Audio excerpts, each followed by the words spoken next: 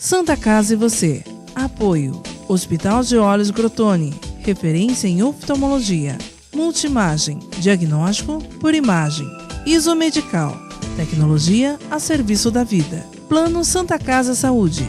O melhor atendimento em plano de saúde. Unimes. Há 5 décadas investindo em educação.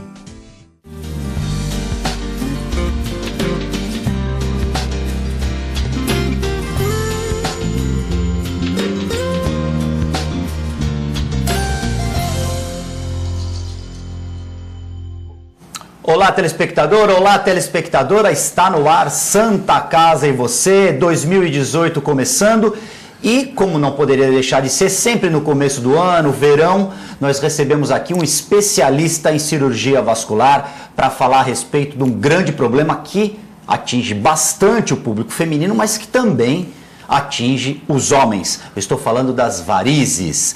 Recebo aqui nos nossos estúdios da TV com muita alegria, o cirurgião vascular Carlos Bernardes. Doutor Carlos Bernardes, feliz 2018, com muita saúde, bem-vindo ao programa. Obrigado aí pelo convite. Eu quero cumprimentá-lo também, que você tem sido um bom divulgador dos assuntos pertinentes da nossa região e que esclarece muito a população. Muito obrigado. Divido aqui a sua homenagem com a nossa produção, sempre atenta aos assuntos que sempre estão em voga. Dr. Carlos Bernardes, estamos no verão e aí as perguntas que chegam aqui na nossa produção perguntam o seguinte: o verão é uma estação indicada para se fazer a cirurgia de varizes ou não? É uma cirurgia sazonal? Ela deve ser feita em determinadas épocas do ano ou não tem nenhum tipo de restrição? Essa pergunta é muito pertinente, viu, Guto? Porque as pessoas têm preocupação de ir para a piscina, para a praia, então eles acham que nesse momento é melhor essa parte de lazer do que fazer o seu tratamento das varizes. Mas no verão não há contraindicação. A pessoa pode continuar fazendo o seu tratamento daqueles pequenos vasinhos que nós chamamos de telangiectasias, com aquelas escleroterapia, aquela secagem que as pessoas chamam, e também pode operar as varizes, porque hoje em dia nós temos ar-condicionado, então permite que a pessoa tenha todo o conforto no seu tratamento das varizes, no intraoperatório, no pós-operatório. E a pessoa pode usar, depois de uns 21 dias, pode usar um protetor solar e pode frequentar a piscina e até a praia também. Então pode, depois desse período que o senhor colocou, pode ir à praia, pode apanhar sol, não tem problema em relação à mancha na pele, cicatriz, não tem problema nenhum. Essa é a maior preocupação dos pacientes, são os hematomas. Mas hoje em dia existem produtos locais que têm efeitos excelentes e são heparinoides que a gente chama, né? E a heparina, com pomada ou creme, e também existem outros produtos que as pessoas usam, até a arnica também, que às vezes as pessoas acham que tem bom resultado e muitas vezes resolvem. E até compressas de água quente também ajudam a retirar esses hematomas das extremidades dos membros inferiores. Então a pessoa pode frequentar depois a praia sem ter medo de manchas nas pernas ou problema na sua cicatriz. Nós temos produtos modernos também, como o Contra-Tubex, que ajuda também a cicatrização mais rápida naquelas pessoas que têm uma tendência, dificuldade de cicatriz. O Contra-Tubex é um produto local que ajuda a epitelização e a cicatrização da ferida. Em relação, agora uma coisa mais pontual, bronzeamento artificial. A pessoa que se submete a uma cirurgia de varizes, ela pode, depois desse período de 21 dias, fazer o bronzeamento artificial, ou ela precisa ter um período maior de resguardo para aí poder fazer essa...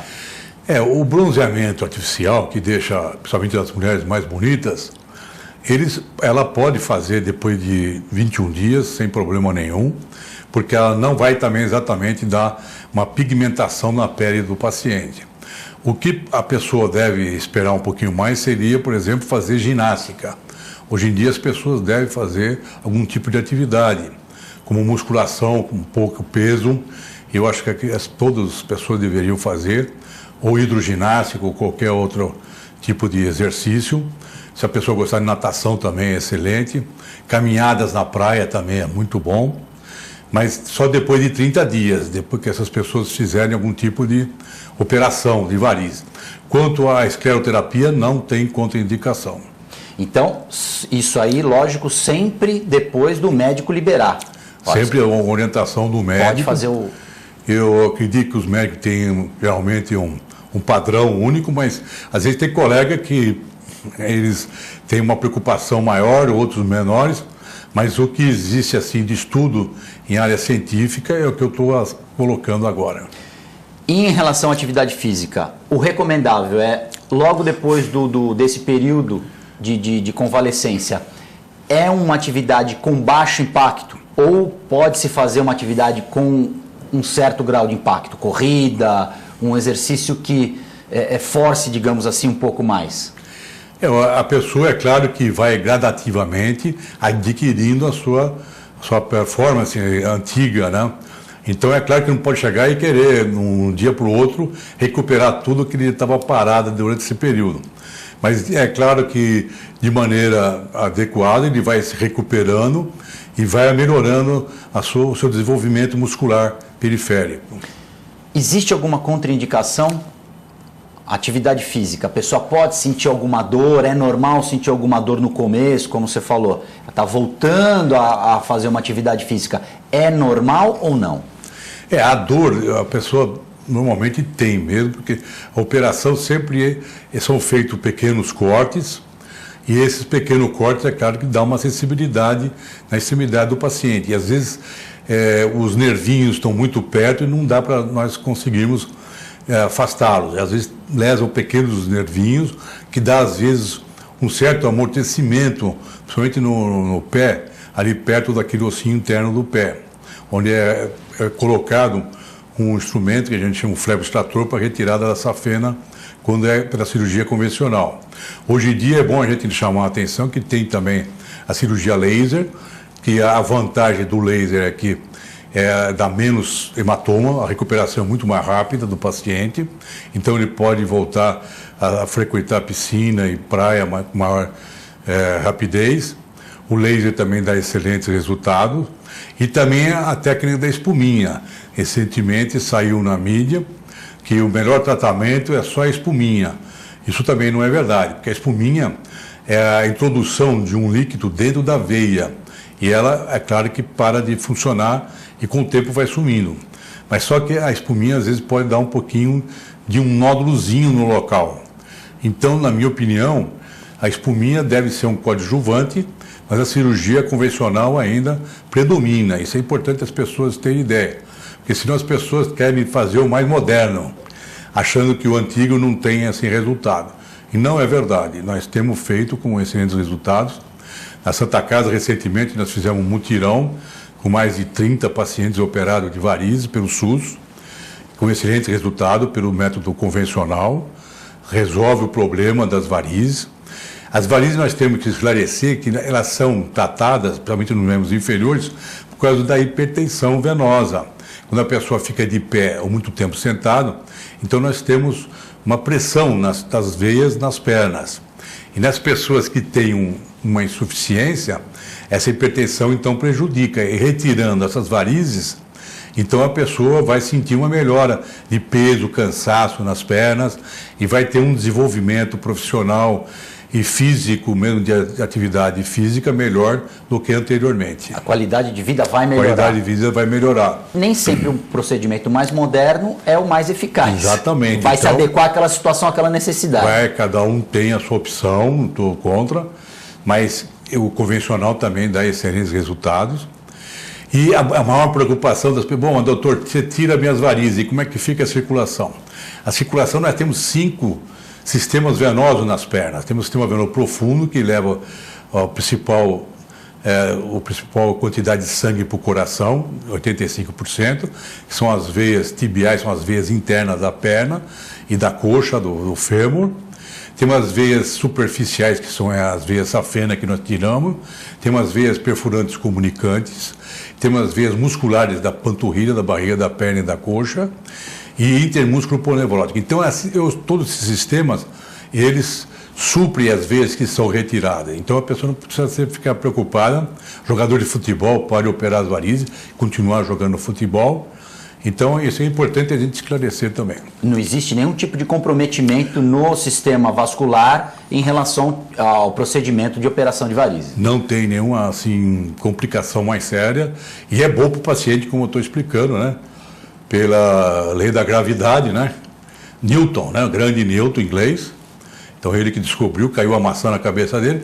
Então, é verdade. Pela ação da gravidade, então a tendência, o sangue é permanecer nas pernas. Não é que às vezes estão inutilizadas, isso é importante a gente esclarecer. Mas o sangue está mais lento e provoca uma hipertensão na perna do paciente. Até tocando nesse assunto, doutor Carlos Bernardo, recentemente eu tive participando de um procedimento cirúrgico, observando, e no pós-operatório a paciente teve que usar uma bota que ela faz, ela simula uma pressão nas pernas, e aí eu perguntei para o médico, ele falou, não, essa bota ela é necessária para fazer com que o sangue circule e não fique, que a ação da gravidade não exerça um malefício ali. O senhor pode explicar como é que funciona? Em casos de cirurgia de varizes, essa bota é recomendada? Essa bota é um tipo de exercício, né, físico. Ela infla e desinfla, é um modelo que a gente coloca na perna. Então ela sofre ação elétrica, então ela infla o dispositivo que está na perna, ela infla, então empurra o sangue em direção ao coração. É um tipo de um massageamento com o aparelho. E esse massageamento melhora a circulação das pernas do paciente também.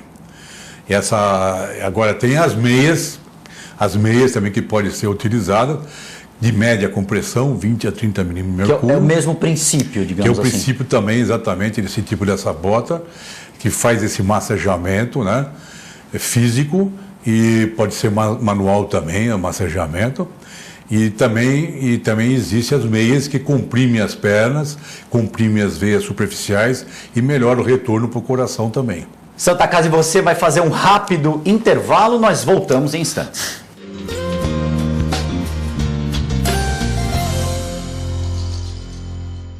A Clínica Multiimagem é especializada em exames de radiologia e diagnóstico por imagem, investindo continuamente em tecnologia e trazendo constantes inovações para proporcionar à comunidade médica e seus pacientes diagnósticos ainda mais precisos. Sua nova e moderna estrutura, aliada à tecnologia de ponta, juntamente com o corpo clínico especializado, tornam a Clínica Multiimagem um dos centros de diagnósticos por imagem mais avançado do estado de São Paulo. Entre em contato pelo telefone 3202-1250. Você já conhece o plano que tem mais carinho por você. É o mesmo do maior hospital da região e que traz novidades. Além dos planos que já existem, agora você pode ter um plano só sênior. Conta também com um programa de atenção à saúde de idosos e pacientes crônicos e com o Santa Saúde, clínica que atende mais de 25 especialidades. Tudo no mesmo lugar. Plano Santa Casa Saúde. Mais benefícios, mais novidades e muito mais carinho por você. Como é bom ter história para contar, fazer acontecer com os amigos, surpreender a si mesmo. Mirar referências e até mesmo virar uma delas. Sentir orgulho dos feitos e ter a certeza de que tudo valeu a pena. O melhor de contar história é bater no peito para dizer que faz parte dela, para no futuro escrever a própria história. Unimes, há 5 décadas investindo em educação.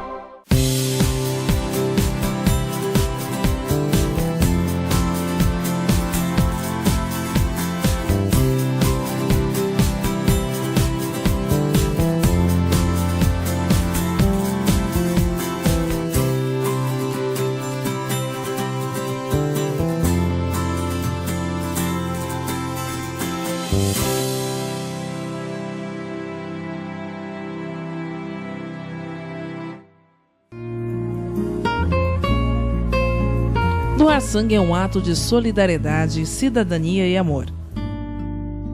Faça parte dessa ideia. Seja você também um doador. Doe sangue. Dê um presente de vida a quem necessita. Apoio TV Com.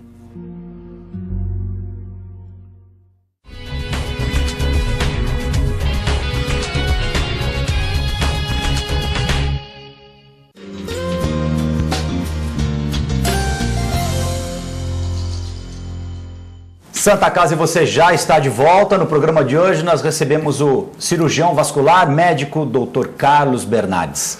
Dr. Carlos Bernardes, vamos falar de um assunto que vira e mexe aí, volta ao noticiário, a trombose. Queria que o senhor explicasse rapidamente para o nosso telespectador o que é a trombose e quais são as pessoas que são mais suscetíveis a ter esse problema. Esse assunto é muito interessante, viu, Guto? Porque a trombose ocorre no sistema venoso principal da perna. Pode ocorrer também, isso que é importante a gente fazer um diagnóstico diferencial, pode ocorrer só em pequenas veias, por exemplo, as veias mais superficiais, que são menos assim graves, e também pode ocorrer algumas veias da barriga da perna, da panturrilha, que é menos grave. Agora tem as tromboses venosas do sistema condutor, que nós chamamos, das veias tibiais da perna, que acompanham os ossos da perna, da veia poplítea atrás do joelho e da femoral, ao nível da coxa. Então a trombose, quando obstrui essa veia na femoral, então o risco de complicações são maiores. Então a obstrução da veia, então, leva a uma dor intensa na barriga da perna, edema na perna, inchaço na perna e dificuldade para a pessoa se movimentar. O que eu quero lembrar é que é claro que um médico que vai fazer a avaliação do paciente tem que fazer o diagnóstico diferencial, porque nós podemos ter dor na perna muito forte em decorrência, por exemplo, de ruptura de musculatura da panturrilha ou de um trauma na perna também, quando a pessoa, às vezes, muitas pessoas não percebem, mas quando vão caminhar, elas sofrem uma dificuldade ou elas dão um tropeção na perna. Esse tropeção pode ter uma distensão na musculatura e provocar uma dor na perna. Mas feito o diagnóstico de trombose venosa, então o tratamento tem que ser feito adequadamente para evitar uma embolia pulmonar. Era minha próxima pergunta. Como que acontece a embolia pulmonar e o que é a embolia pulmonar? Bom, a embolia pulmonar é o trombo que está dentro da veia, como eu já expliquei, ao nível da coxa, por exemplo, da femoral. Esse trombo ele se pode deslocar dessa veia e se instalar na veia, na circulação do pulmão. Esse trombo é uma obstrução? Esse trombo é uma obstrução, é um coágulo. É como se fosse uma pequena rolha. Essa pequena rolha pode se deslocar da veia femoral ou da veia do abdômen, da cintura pélvica, da cava e da ilíaca, que a gente chama. Dessa região também podemos ter trombose. E essas veias que são as veias mais preocupantes, são mais graves. E esse trombo pode se deslocar dessa região anatômica e se instalar na circulação do pulmão.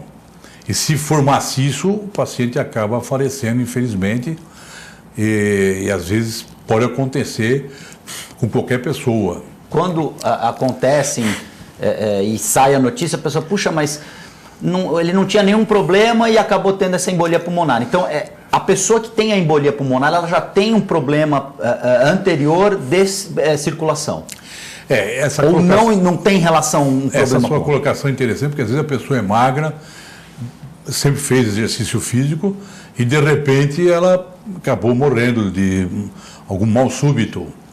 E esse mal súbito pode ser uma embolia pulmonar.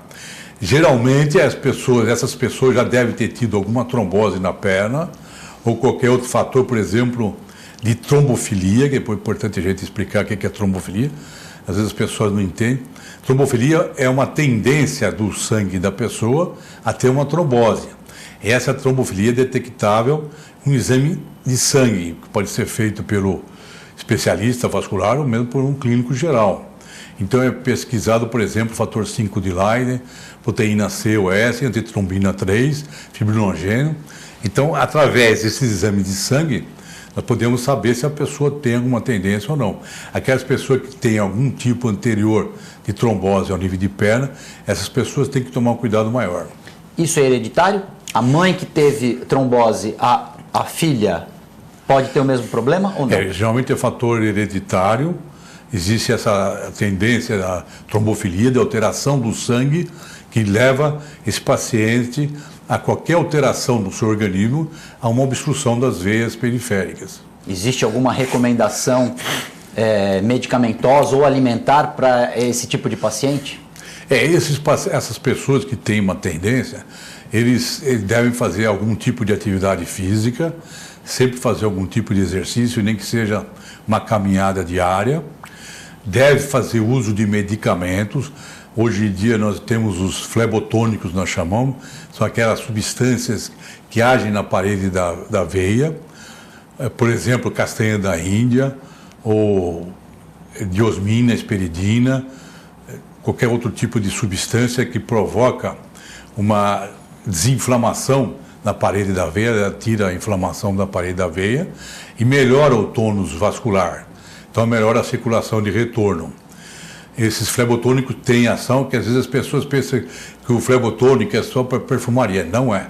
Está comprovado cientificamente em trabalhos com ratos na Universidade Federal do Rio de Janeiro, mostrando que esses medicamentos eles desinflamam, diminuem os leucócitos da parede do vaso e diminuem a tendência de obstrução dessas veias também. Então os flebotônicos são importantes. Podemos usar os antiadesivos plaquetários, por exemplo, a aspirina Prevent. Quem tem problema de estômago pode usar um clopidogrel, também quem tem tendência. Quem não tem tendência é só tratamento clínico e exercício físico. Acho que é importante agora uma palavra final a respeito da importância de se consultar o médico e não se automedicar. Não, é importante. Hoje em dia nós temos um número grande de cirurgiões vasculares na nossa cidade, bem preparados, então há necessidade de consultar o vascular sempre que for necessário. Hoje em dia temos vários planos de saúde, como a Santa Casa Saúde também, que é muito bom. Perfeito. E temos os pacientes também que vão em consultório particular. E temos a rede do SUS, que apesar de toda a deficiência do nosso governo federal, ainda estamos atendendo com muita precisão. Ainda salva muitas vidas, Estamos salvando bastante gente. Dr. Carlos Bernardes, muito obrigado. Um feliz 2018. Obrigado. O senhor voltará aqui mais vezes, com certeza. Eu que agradeço. E também quero enaltecer aqui o trabalho do Guto, sempre esclarecendo a nossa população da Baixada Santista. Muito obrigado. Vocês é que fazem o programa, a informação está com vocês. Muito obrigado mais uma vez, doutor. Santa Casa e você fica por aqui. Nós voltamos na próxima edição. Acompanhe o nosso programa pelo Facebook, mande sugestões. Eu vejo você na próxima edição.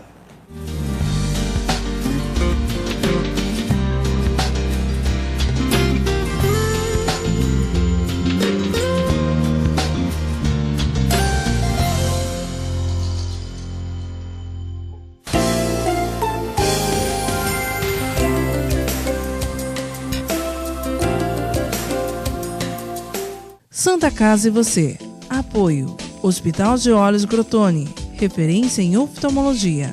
Multimagem. Diagnóstico por imagem. Isomedical. Tecnologia a serviço da vida. Plano Santa Casa Saúde. O melhor atendimento em plano de saúde. Unimes. Há 5 décadas investindo em educação.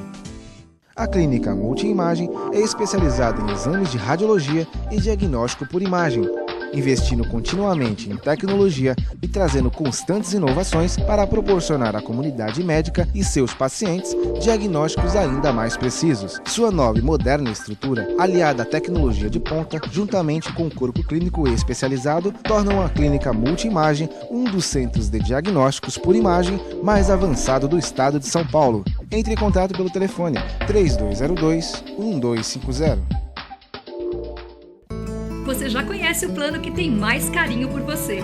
É o mesmo do maior hospital da região e que traz novidades. Além dos planos que já existem, agora você pode ter um plano só sênior. Conta também com o Programa de Atenção à Saúde de Idosos e Pacientes Crônicos e com o Santa Saúde, clínica que atende mais de 25 especialidades. Tudo no mesmo lugar. Plano Santa Casa Saúde. Mais benefícios, mais novidades e muito mais carinho por você. Como é bom ter história para contar, fazer acontecer com os amigos, surpreender a si mesmo, mirar referências e até mesmo virar uma delas. sentir orgulho dos feitos e ter a certeza de que tudo valeu a pena. O melhor de contar história é bater no peito para dizer que faz parte dela, para no futuro escrever a própria história. Unimes, há 5 décadas investindo em educação.